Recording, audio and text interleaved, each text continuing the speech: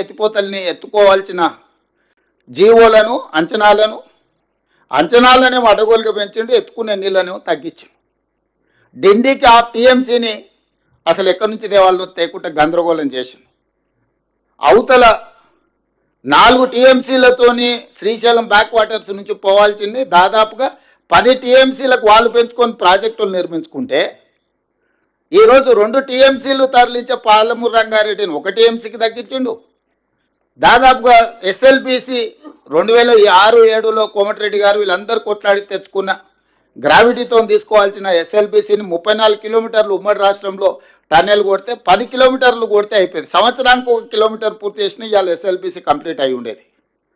Just ఆ రోజు 1000 కోట్లు ఖర్చు పెడితే ఇవాళ 3000 కోట్లు అంచనా పెరిగినాయి. అలా 1000 కోట్లు అంచనా ఖర్చు పెడితే 3,64,000 ఎకరాలకు నల్గొండ జిల్లాలో నీళ్ళిచ్చే ఎస్ఎల్బిసిని పడవ పెట్టింది. పాలమూరు రంగారెడ్డి ఎత్తిపోతలను జూరాల నుంచి శ్రీశైలానికి తరలించే అంచనాలు పెంచి దాన్ని ఈ రోజు వరకు పూర్తి చేయలే. ఉమ్మడి రాష్ట్రంలో మొదలుపెట్టిన కల్వకుర్తి లిఫ్ట్ ఇరిగేషన్కి నీటి కేటాయింపుల మీద ఇంతవరకు పరిష్కారం చూపించలే, అది పూర్తి చేయలే.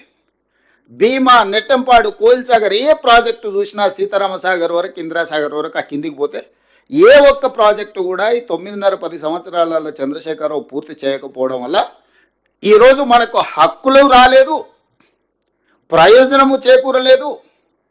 చివరికి ఈరోజు దాన్ని సర్దిద్దుదామని మేము ఎప్పుడైతే కూర్చొని ఈయన ఇచ్చిన లేఖలు, ఈయన వాళ్ళ పట్ల చూపించిన ఔదార్యం, ప్రేమను, ఇది తెలంగాణ ప్రజలకు ప్రయోజనం లేదని ఎప్పుడైతే మేము మాట్లాడుతున్నామో ఈ రోజును ప్రజలను తప్పుదోవ పట్టించడానికి ఈరోజు వాళ్ళు శాయశక్తుల ప్రయత్నం చేస్తున్నారు. అందుకే ఈరోజు కృష్ణానదిలో చంద్రశేఖరరావు గారు చేసిన ద్రోహము ఉమ్మడి రాష్ట్రంలో సీమాంధ్ర పాలకులు చేసిన అన్యాయానికంటే 1000 రెట్లు ఎక్కువ అన్యాయం చేసిండు చంద్రశేఖరరావు. నిజంగా ఒకవేళ అనాల్చి వస్తే, ఒకవేళ ఇట్లాంటి తప్పులు చేసినందుకు వాళ్ళని ఒక్క కొరడా దెబ్బ కొట్టాల్సి వస్తే చంద్రశేఖరరావు గారిని 100 కొరడా దెబ్బలు కొట్టాల్సింది కృష్ణానదిలో మనకు చేసిన ద్రోహానికి. అలాంటిది ఈరోజు ఎదురుదాడి